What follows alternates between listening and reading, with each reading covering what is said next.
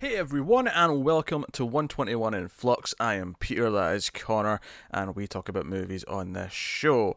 And this is another Patreon pick episode. We've been a little bit slower with the episodes over the last couple of months, and we're still a little bit slower right now because we're working through all the Star Trek movies. But we're here with the next Patreon pick.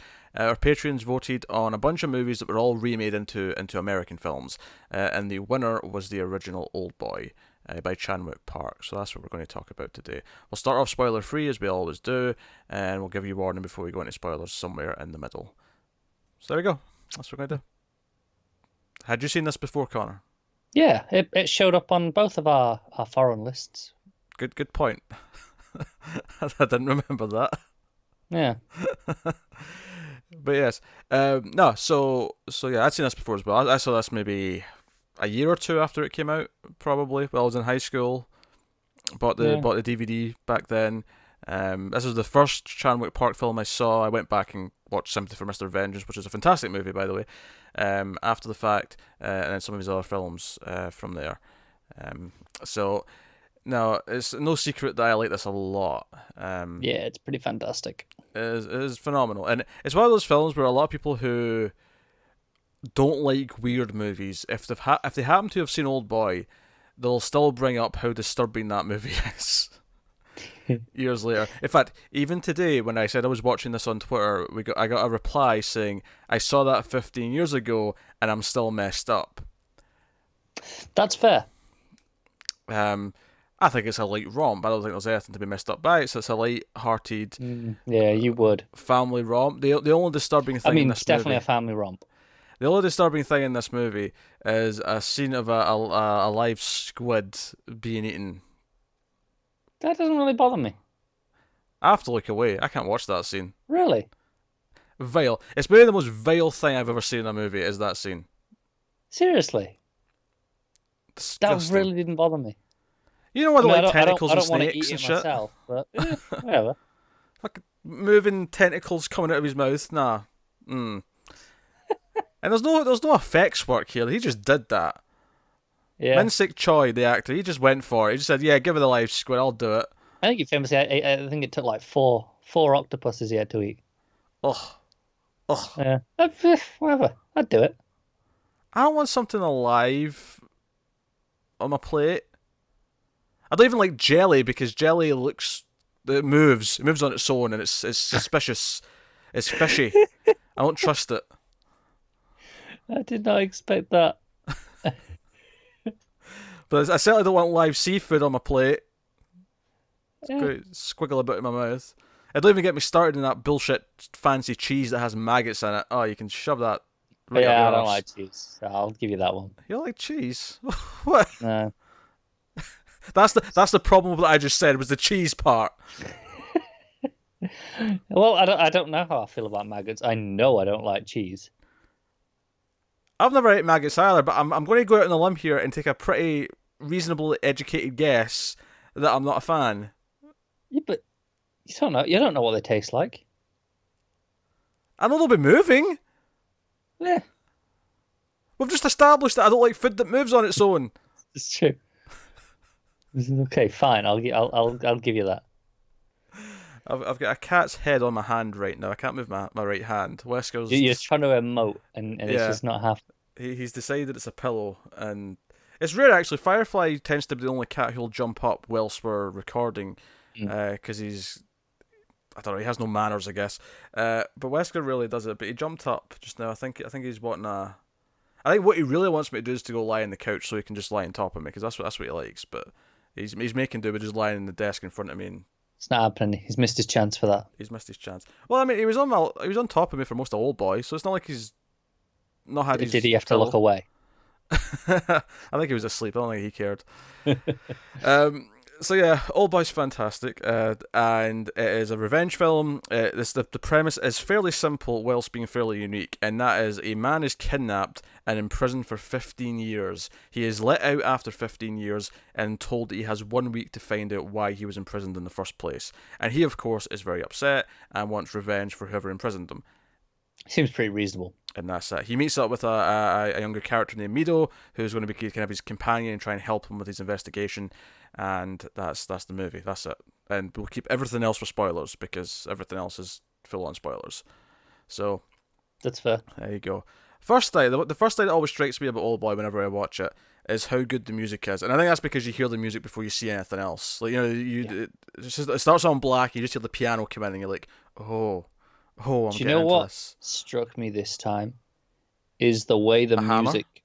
No, no, something that I've not really noticed before on this viewing, but they play with the stereo field to extremes in the music at points, in Mm, ways that if you go back and listen to like some of the Beatles albums when they just kind of like, oh hey, stereo's brand new, and they will go in extreme because they could.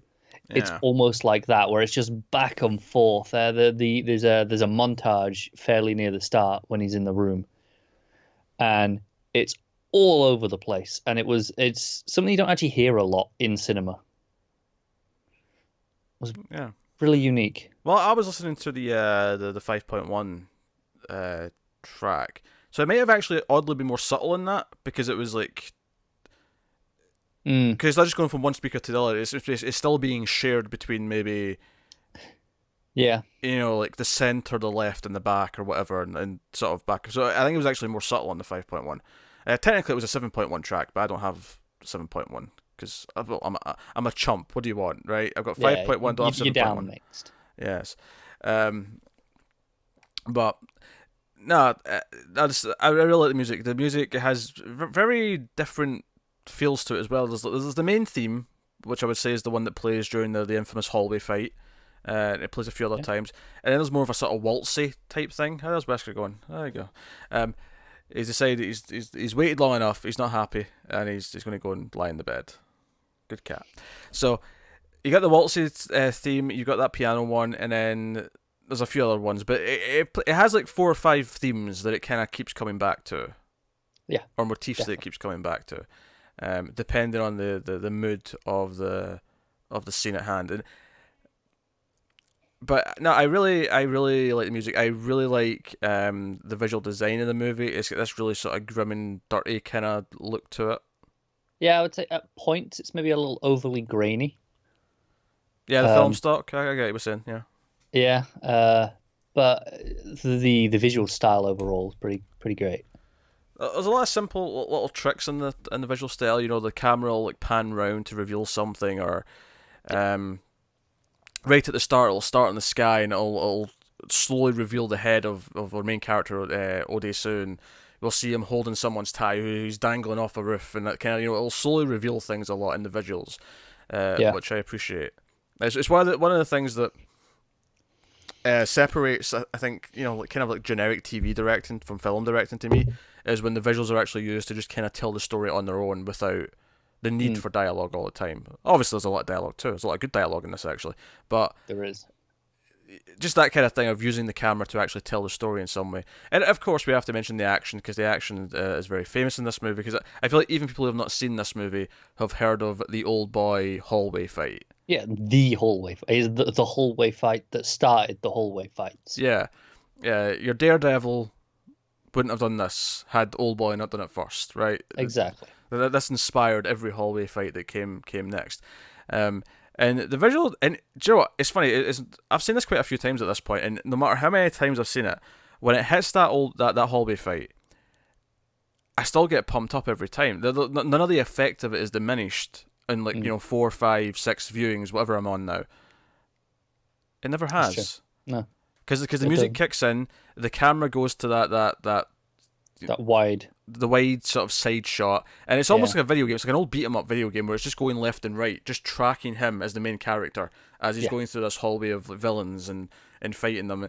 And I like that he's kind of a badass in that he wins the fight with all these guys. Sure, right? It's maybe a bit unrealistic in that sense, but at the same time, it doesn't feel like he's that trained. It feels like he's throwing really simple but harsh punches. It feels like he's getting beat up a lot. It feels like he's yeah. I mean, I think that's while he's locked up in the room for 15 years, he's training. He's just punching the wall and stuff like that. And the point the, being that by the time he gets out, he's so used to like hitting something hard with his hand that Exactly, and there's a couple of times when he gets out, he goes, right, time to see if that train's actually any good in real life, or if it was just a load of bollocks, basically.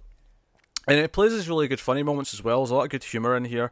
It's one of the things that I like about Korean cinema is that I find they do a really good job of inserting some really bizarre humour into otherwise very serious and dark films. Yeah. And it never feels like it takes you out of the moment either. It feels like it fits within the. It's like, yeah, we can have a bit of a sense of humour with this, but it's not like a Marvel movie where it's doing all these quips for the jokes. Oh God, no, it's very a lot of it's quite dark humor. Yeah, it's I very think dark humour. Yeah. bizarre was a good word as well. It is very unorthodox humor. Yeah, yeah. Like, there's humour played with the fact that he's been locked up for 15 years. So the first time he sees a woman, he's like up against the wall in the elevator, just like trying to hold himself back because he's just like in awe. He's like, "Oh my god, it's a woman! I've not seen a woman in 15 years."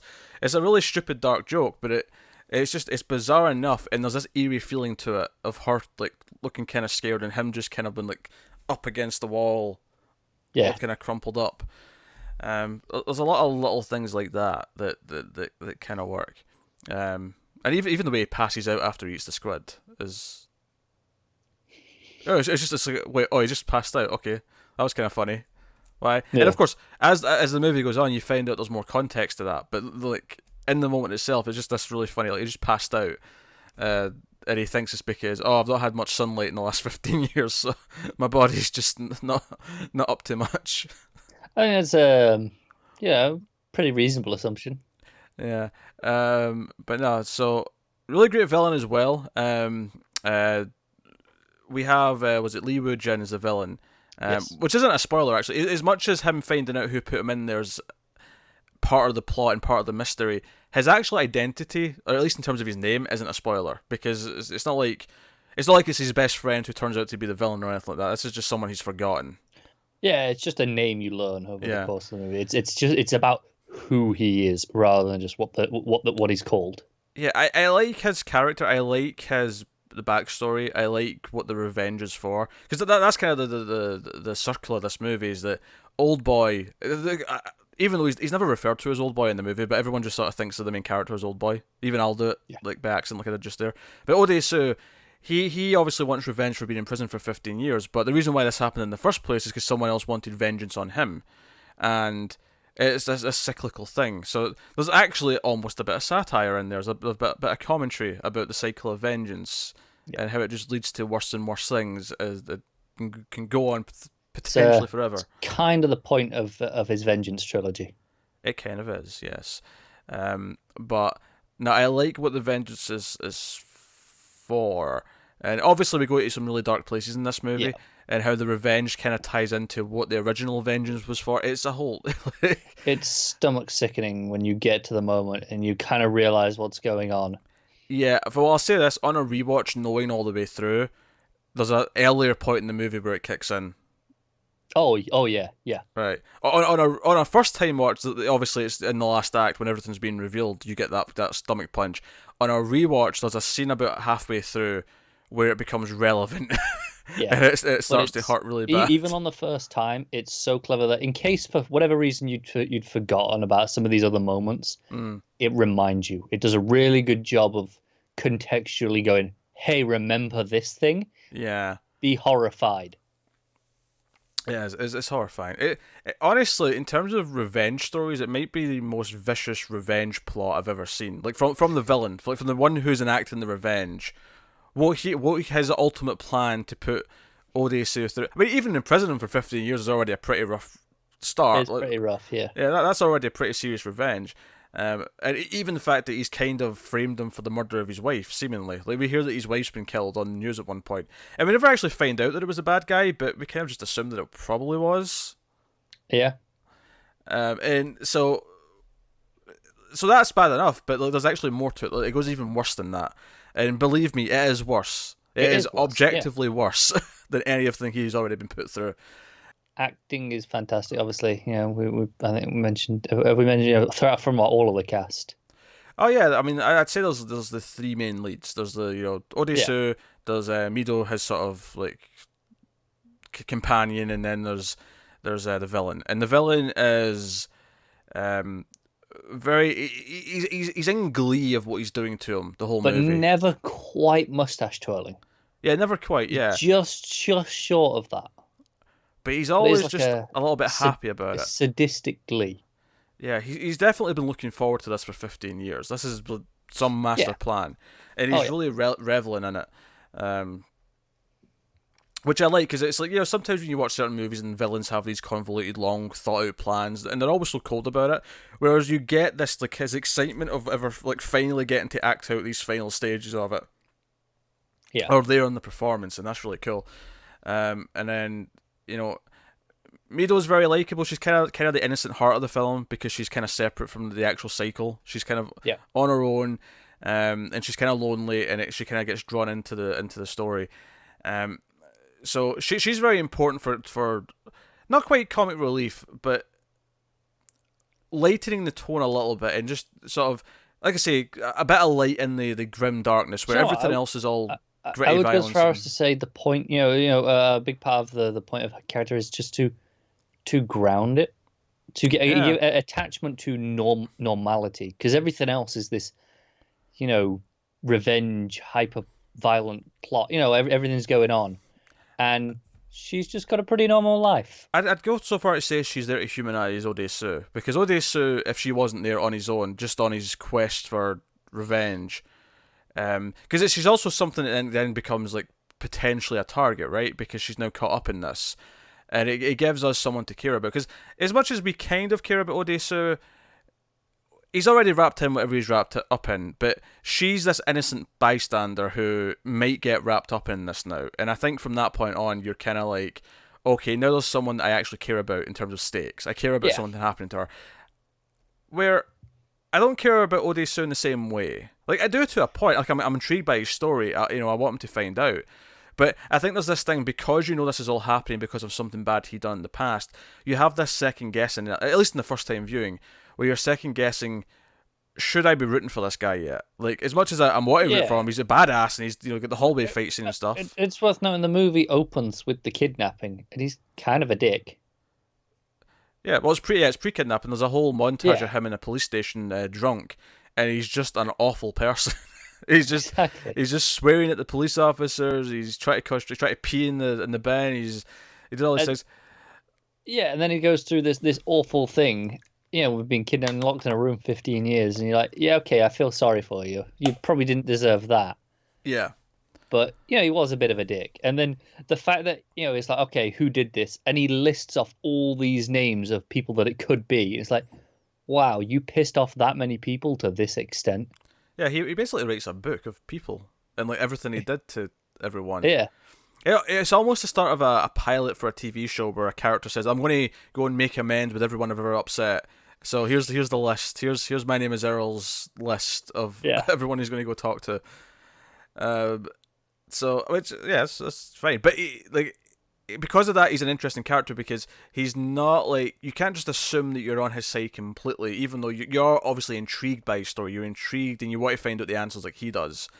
Yeah. But she gives this humanity to it, this heart to it, and that's kind of the importance of her. Yeah. So, the music's really good. Choreography is really good in the fighting. Not just the hallway fight. I just, anytime he starts throwing punches or stabbing people, it's very visceral, and I enjoy it immensely. Yes. As sick as that may or may not sound. And it never. There are potentially really gory moments that it kind of never quite gets to just as bad as it could be, but is just bad enough that it's almost stomach churning. Sometimes just setting up that a character's about to do something is enough to get that reaction. Yeah, you're kind of going, oh, I don't want to watch this. So, and it doesn't necessarily show at you, but you just, in your mind, it's worse. Yes. Alternatively, if you go and watch Antichrist, that's a movie where it sets up some really awful things and then carries them through on film the entire time. Yes, it does. It does not shy away. It does not cut away. You think it's going to cut away right before it, it snaps. It cuts away. The camera does not cut away. Totally. Something else cuts away, but the camera does not. No, I haven't even seen that movie, but I've seen that bit. Because you looked it up, you sick bastard. I didn't. This was someone I lived with. Went, hey, have you guys seen this movie? Click. What a dick. So, yeah, so we'll give the spoiler warning because I feel like we're just dancing around spoilers at this point, and we have to talk about the themes of the movie and everything else. So, the revenge has been acted out by someone who was in school with Odesu, Yes. Woojin, and he wants revenge because Odesu basically spread a story, which was true. Like, he didn't make a rumor up necessarily. He saw something. Yeah, because it feels like it could be going that way, doesn't it? Yeah, until we see flashbacks, because Odyssey goes back to the school and sort of has like a sort of like flashback walk around the school, and he remembers things and that sort of thing. And he remembers that he caught the villain and the villain's sister having sex in a classroom, and he passed that on to his friend, who to be fair, he did tell not to tell anyone. He said, "Don't tell anyone." But we've met his friend before, of course, who did die earlier in the film, and he is not one to be trusted with information. He likes to blab. He is a bit of a talker. And these rumours led to his sister thinking she was pregnant and then committing suicide off a bridge. So it's like, okay, that's a really dark backstory, and Odysseus not obviously happy that happened. He's like remorseful for it. He didn't realise that he'd caused that much talk, because it's worth mentioning he moved away after this happened. He wasn't around when she died. He was already gone. He never even knew really until this. So he was already gone, but all this vengeance was for this, and you're like, okay, pretty rough. But here's the thing: so it ends up tying into the actual, like, because the original thing, the original inciting incident was to do with incest. The revenge also must include incest. Is basically the conceit. 'Cause that's how revenge works, right? Of course it does, yes. So the big twist is, because this is the thing, early on in the film, Odesu meets Mido, right? And I think the first time I watched it, I immediately went, I bet this turns out to be his daughter. However, 2 scenes later, there's a scene with them kind of disproving that, where they go and like find out where she is. It's, she's living in Sweden now, and she's got these foster parents, and she writes back home every once in a while. And you're like, okay, alright, so it's just told me it's not her. Alright, fine. Right? But the big twist, of course, is that it is her. That is his daughter. But they were hypnotized not only to meet each other, but also to fall in love. And there's a scene in the middle where they have sex. And this is the scene I was talking about, where on a repeat viewing, It's uncomfortable. When you get to that scene, it's not even that comfortable in the first place, because it's very, he's like, twice her age, and she's talking about how much it hurts like during the scene, and it's kind of like, ugh, this is a bit. I don't really want to be watching this anyway. When you're watching it in the context of this is a father and daughter having sex, it gets even more grim and crazy, and you're like, oh, this is, and to be fair, Odysseus' reaction to this at the end, I actually kind of love. This is some of the best acting. It's that shot where he just picks up the scissors and starts running for the villain. And the white-haired henchman, like, tackles him a few times and ends up fighting him for a bit. But that shot of him running with the scissors, just going for it. And what I love about Odysseus' character is that he has these flaws where he and we see it happen near the start of the film when he's first locked up, where he's begging to be told why he's there and to be let out, and then he gets angry and starts swearing at the guy, and then after he realizes that he's gotten angry, he says, "Oh, I'm sorry, I swore, I want, I'll be nice." He does the same thing in this scene at the end, where he's kind of begging, and then he gets angry, and he repeats the same lines that he said in the prison at one point, where he said that, "Oh, I'm going to cut you up, and they'll never find your body because I'm going to eat you all." He says that line again. But then he apologizes, and basically what he's fighting for at the end is that on the other end of the phone call, Mido's in front of a box just like he was. That's going to reveal the evidence. That's going to reveal that they're the father and daughter, and he's fighting for at this point for her to not see the evidence and never find out what's happened. Yeah, the idea that she's not part of this. There's no need to put her through that. Yeah, this will just be pain for her. This will accomplish nothing than pain. And he begs and he begs. He says, "I'll be your dog. I'll be your slave." And then one of the lines that Woo-jin said at one point, my TV's going to turn off, was that, my dick didn't make her pregnant. Your tongue did. Like that was one of the lines that he had. So Odesu cuts out his tongue, He grabs the scissors, Grabs the scissors and goes for it. and Joe, what I love about this scene, the way it's shot, is that it almost never goes back to Woo Jin's face. Almost never. There's only a handful of times. It's when he's licking his shoe, when he's pretending to be a dog, that it does actually finally go up to his face. And he's actually covering, he's got like a handkerchief, and he's covering his face.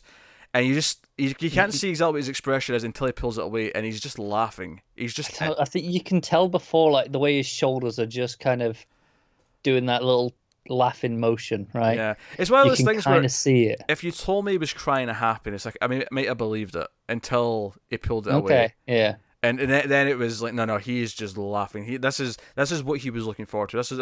This moment of him finding out was the moment. What he's been waiting more than 15 years for. And it's super vicious. It's like, I was about to say, it's the most vicious form of revenge I've ever seen. Is tricking a father to have sex with his daughter and then reveal it to him, and then threaten to tell the daughter as well that that's what's happened. And he does actually show some mercy to her, because he kind of, I guess, believes what he says, and that it's not her fault. She had nothing to do with it. She, in his eyes, is just like his sister. She was just a victim of what happened, and he says, no, don't show her the box. Just let her go, whatever.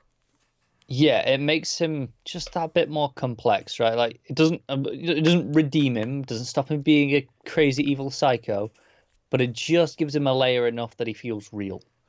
Yeah. So no, it's there's almost no words to describe it. This is one of the most extreme twists in any movie I've ever seen. Yeah. It's really, because obviously one of the themes running throughout the film is the idea of protecting people in your life. It's the idea that after the hallway fight scene, because the people he's beating up in that scene are the people who run this prison that he was put in, because that's not the people who kidnapped him. That's just like an independent business that do this. They kidnap people for people who pay them and lock them up for however long they want to pay for. Client privilege and privacy is very important to them. And they show up, and they have Mido like sort of like strung up, and like her clothes are kind of half ripped open. And Odaisu gets really defensive and protective, because just like 2 minutes ago he thought she was not to be trusted, that she was in on the whole thing because she'd been talking to the villain on well, not Skype, but whatever the equivalent was, MSN Messenger Korea edition 2003. Yeah, what did Korea have when we had MSN? No idea, but but he immediately wants to defend her and stick up for her and try and fight. He wants to cut off the guy's hand because he touched her. And again, it's this mix of things where you can sympathize with that because his intentions are somewhat noble, but he's also being aggressive and angry about it, and like going to this extreme. And want to cut off a dude's hand. Again, there's layers. It's complex, which is like, because I think you can look at a film. I think someone who doesn't want to like give this the time of day and wants to just say it's just this disgusting extreme film that doesn't have any merit. Their argument would probably be that it's actually really simple and it's just stuff for shock value. But there's actually a lot of stuff to sit and digest with this. Do you know one of my favorite things on these sorts of ideas is he, obviously he kind of spread this, not rumor, but this story that caused all this, and he doesn't remember that he did it, and he thinks he's been hypnotized to forget.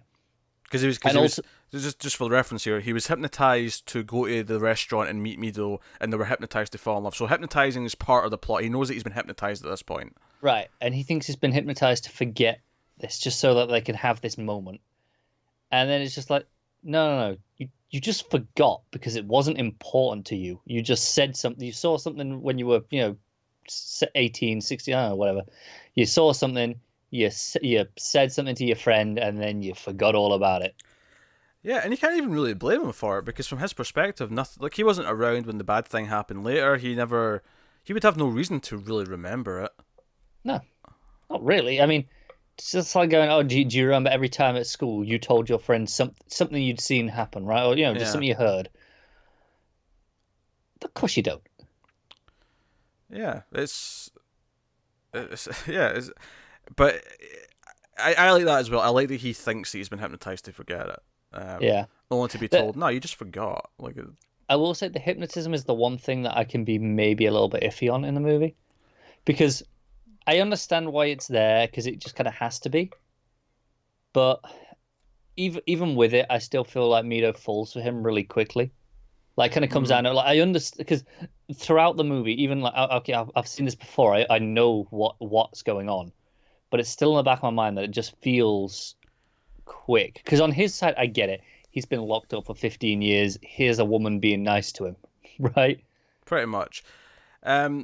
I kind of read it as she's kind of lonely. Like, she kind of implies that a couple of times in different She ways. does. It just still feels just a bit quick than I expect. Like, because it feels like she's really cold and not into it, and then just like the next scene, it's like, okay, yeah. Well, I'm going to potentially make you squeamish here with my interpretation of this. The love is easy to trigger here because the natural father-daughter element is kind of there. Now, that's obviously not what they know they're feeling necessarily, but there's an actual bond because they actually are connected already. No, that's fair. There is actually a thing like that, isn't there? Where Yeah. you know, like if like siblings are separated, at birth, Yeah, have no yeah. idea, but then there can be an attraction later because they just they can there is like some connection that they don't realize. So I would maybe sort of give. That's fair. Yeah, maybe give it that. I'm just trying to find a critique somewhere. Yeah, no, I think that's fair. I'd maybe critique the pacing in the second half is a little bit different to the first half. It's different, but I never felt like it was a problem. Yeah, that's fair. I it does feel. I feel like after we meet the villain in the apartment across the hallway, or across the street where they've been monitoring everyone, and he actually comes face to face with Woo Jin. I feel like after that point, it does feel like a slightly different movie in terms of how it's set up. Because before that, it's like, okay, it's just all this mystery, and he goes and fights the bad guys that had him captive, and it's kind of an action movie. After that, and then it becomes the mystery thriller of why. Yeah. So there's a bit of a two-half kind of feeling to it. Yeah. That's it. One of the things I was noticing this time, keeping an eye on the runtime as I was watching it, is that it's a 2-hour movie, and he's actually in the penthouse where most of the finale takes place, right before the 90-minute mark. So almost the last half hour. Really, that long? Yeah, because I paused it because I think food arrived or something. I don't know, whatever happened, and it was like, oh, I'm at the 90-minute mark. Wait, he's already in the penthouse. Is there really half an hour left once he's here? It doesn't feel like half an hour. It doesn't. No, it goes in, and it's the like hell. It's over an hour 50 by the time we're in the coda with the snow. Damn. Stuff. Yeah. So, I did not realize that was a quarter of the movie. Yeah, we spend 20+ minutes in that penthouse. Yeah. Yeah. Which, by the way, his penthouse. Can I just say, I want little moats in my house, please? That would be cool. Although I feel like I probably can't be trusted with them. You probably can't, but I want little moats around my closets and. I also want his wardrobe. The one that opens up. Sure, yeah, I could see that. Like it opens up into these 4 quarters, and you kind of just walk in the middle, and like, okay, that's cool. I want one of them. I don't have enough clothes to fill one of those, but I want one anyway. I think the other interesting thing I'll tell about Woo Jin is that he basically has already decided long before now that once he's got his revenge and once he's seen it and acted it out, he just wants to kill himself. He doesn't want to live for anything else. That's all he's living for now. He's just obsessed. And what I kind of like about the ending with Odesu getting himself hypnotized, he goes to the hypnotist and makes her remove the secret, if you will. And the idea that he doesn't want to be obsessed with this. Not only just the pain, because obviously the pain's a factor, but I think there's almost an acceptance of what obsession can lead to. Given everything else that he's went through in this film because someone was this obsessed. And it was pure obsession because once it was done, that was him. He was just, because I really like how you get the flashback of him holding his sister off the bridge. And he sees his hand kind of like as if it's holding a gun. And then it cuts to the actual, present day stuff in the elevator and he shoots himself. I like that transition. No, it was nice, and it's nice. This bit with the hypnotism in the end, it follows on nicely from one of, I think it might be Woo Jin's last line actually to him is as he gets into the lift and then the doors are closed, like, hey, remember me and my sister, we knew the truth, and we were all right. And it's like, the idea that it's like, hey, if you can just accept it, then it's not actually that bad, is what he's saying. Is and to him, he's like, nope, I've got to get this removed. Yeah, because it's not okay. No, it's not, and that's the point. That's why he's Yeah. he's the villain. He's wrong, but it's like this one last reminder that it's like, hey, whatever. That's kind of his attitude. Yeah, I mean, maybe this is a controversial opinion, but I think a father-daughter incestual relationship is far worse than a brother-sister one. Call me weird for that opinion, but I just, on basis, I think it's just inherently more wrong. Sure, I mean they're equally wrong. Not that I'm condoning brother-sister relationships by any means. I'm just saying that I feel like father-daughter is a lot more psychologically damaging. That's fair. Because one's older and in a position of power and position of dominance. Yeah, I'm not. I'm just my point was to Woo Jin. As much as he knows exactly what he's put him through, at the same time he's going, if you just accept this, I've kind of helped you. Because to him, it's not. It's to him in his mind, it's not as bad as this reaction of what we've just seen for the past 15 minutes would suggest, right? I think there's a much more interesting question to ask about the ending, and that is, why does he get himself hypnotized to forget the secret instead of hypnotizing Mido to forget that they had a romantic relationship? Why not hypnotize her so that he can then just be a father-daughter relationship? Because he'd rather have the romantic relationship, because that is what he has spent. Not equally as long. I mean, she was 3 when he got kidnapped, but it looks like he wasn't really much of a father there anyway. So I guess in his mind, he's better, and he is better suited at this point for that relationship than to be a father. I don't think he knows how to be a father. I feel like this final point though is the one where I can't fully ever be completely be behind him either as a character. Like, he's interesting, but this choice to continue with this relationship and just erasing his own memory so that he doesn't know that that's what he's doing, is actually kind of an awful choice. Oh, it absolutely is. I'm not defending it. I'm just suggesting why he might have made that decision, other than just the obvious selfish reasons. Yeah, I mean, I don't know, because he could just get her hypnotized and just be like, all right, we're father-daughter now. Yeah, the benign reading of this is that it's his mind, it's his choice, whereas if he just puts her through that and she finds out, and and it comes around to her later, if the hypnotism ever wears off or anything like that, then it's worse. Sure, yeah.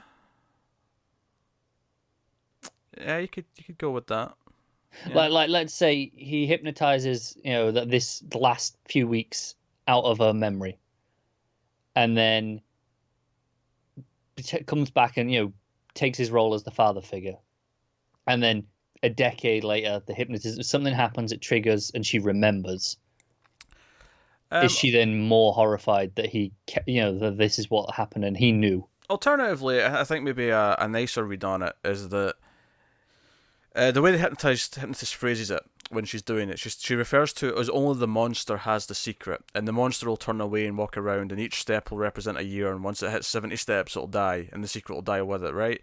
Yeah. The idea that he's also giving away his anger and his obsession with this hypnosis. Yeah.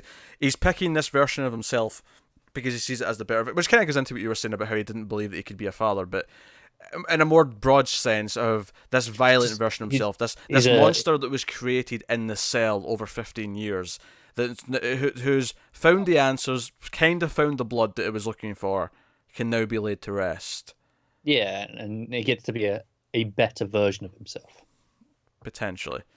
Like I said, I think it's interesting in that you can choose to read this either. Well, you can choose to read it the selfish. It's like, oh no, he wants to just keep this going. but he can't live with himself to do it that way, so he has to remove that. But you can choose to look at it this way and go, no, there are reasons for him to do this. I don't think any viewer can watch this though and not be a little creeped out at the very last shot when when she says "I love you, Ode," so and he just grins like a maniacal madman. I don't think there's any way to watch that scene and not feel icky about it.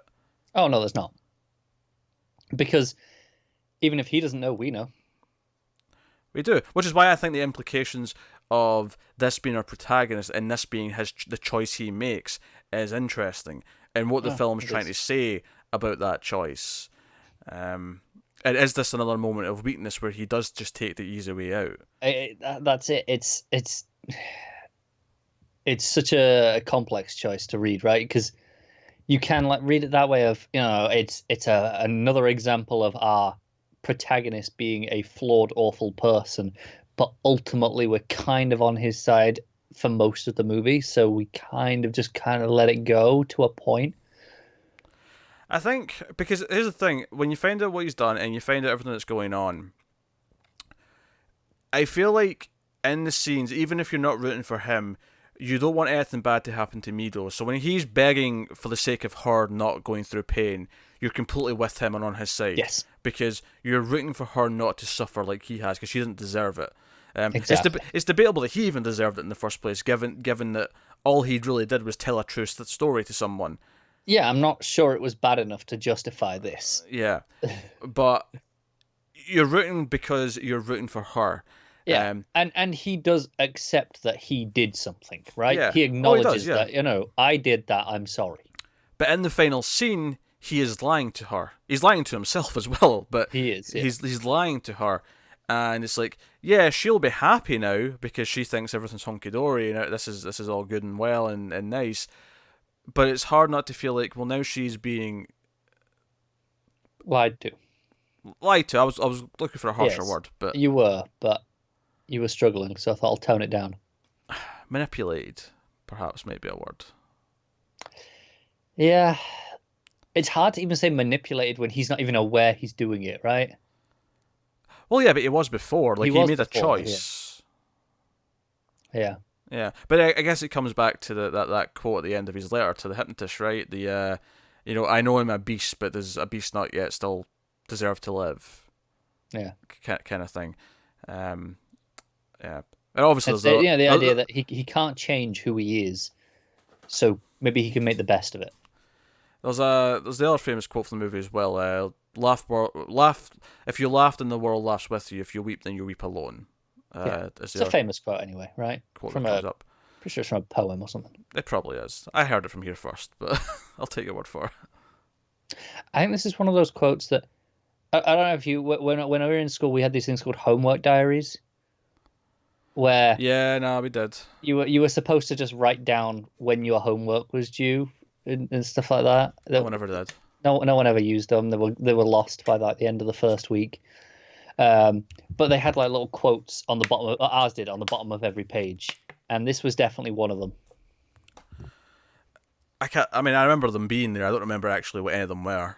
I remember enough just because sometimes it was more interesting to flick through that than listen to whatever the lesson was, because there was jokes on it as well. Oh sure, yes, of course.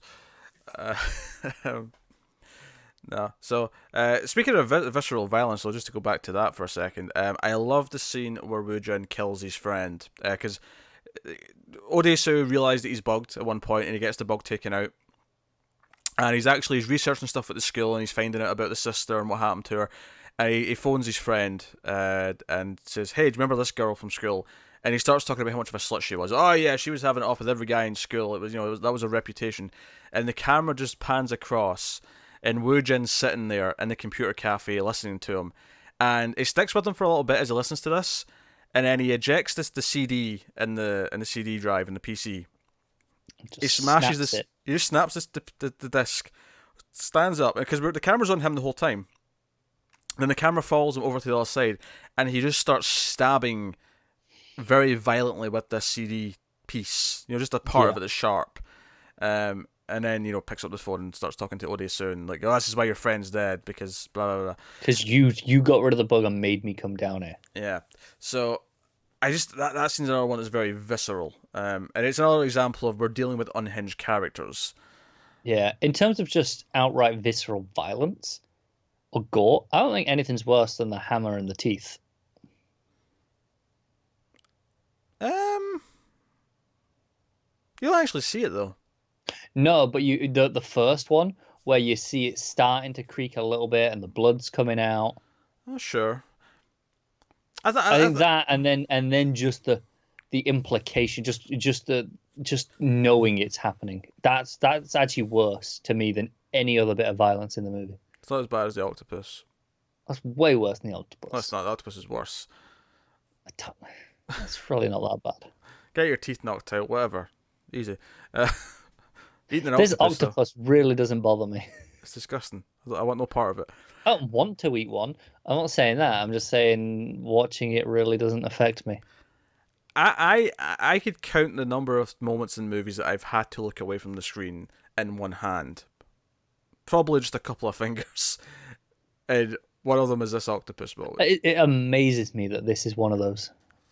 Yeah, I watch a lot of extreme movies. I don't mind violence. It's fine. No, exactly. That's what I mean. Like I know your tolerance, shall we say? Eating disgusting things is something I can't deal with. It's crazy. I just can't deal with it. So, where was I? Where was I going to go with that? Visceral violence. Yeah, I mean, the hammer things is good. I think that and then the tongue being cut off are the ones where it kind of sets it up and doesn't show it to you, but it's just enough. I think the tongue one's worse. I think the tongue one's more effective. I think the thought of those scissors just sort of chomping down on his tongue, or even more cringing. I think the hammer one, it's that it does it twice, right? Because you have the first time where actually, it happens, and the second time where it's the threat. And as Woojin says, it's the cowardice is in the imagination. Yeah, so if you don't imagine anything, you're fearless. Yeah, but knowing full well that we're imagining the teeth coming out is why it's so effective. It's almost a little bit of a meta commentary. It's like it's not showing us anything in the film. Like, it's not actually showing us the teeth coming out, but our imagination makes it worse. Oldboy's one that stuck with me. It has style. I think more than anything else in the movie, I just like its style. I like the way it handles its bizarre moments, the way it handles. I mean, if you're going to critique it, right? If you want to give it a genuine critique, I'll kind of give you one. It's an example of a movie which, in and of itself, is not a big deal, but it is an example of a movie in a sea of movies where the female characters are just plot devices for the male characters. Yeah, I can agree with that. I think this is slightly better than some in that at least she's kind of the heart of the movie. Sure, yeah. But I think it's worth acknowledging that. I don't think that makes this movie bad or by any means, but I think it's worth acknowledging it because it is something that's so prevalent. So I guess we'll rate the movie then. I guess we'll rate Oldboy. So what are you giving it out of 10? Yeah, I'll probably still give it a 10. Yeah, honestly, I'll probably give it a 10 too. I gave it a 10 when I first saw it. It's maintained that score when I saw it more times, and it's maintained that score this time. It's a movie that every time I watch it, I'm impressed that all of the scenes with bite still have bite, and I still get hyped up for the same moments. And none of the power of this film is diminished. None of the humor, the dark humor that's in there, has diminished with viewings. Every single thing works. If anything, a few of the elements work better on repeat viewings than they did the first time. The first time through, like I say, there are things that I'm like, I mean, why is she falling for him so quickly? And there are moments that just play as weird but not horrific. But then, the second, third, fourth time, whatever you're on after the first time, there are moments that are just so much more effective and they're so much worse because you know the outcome.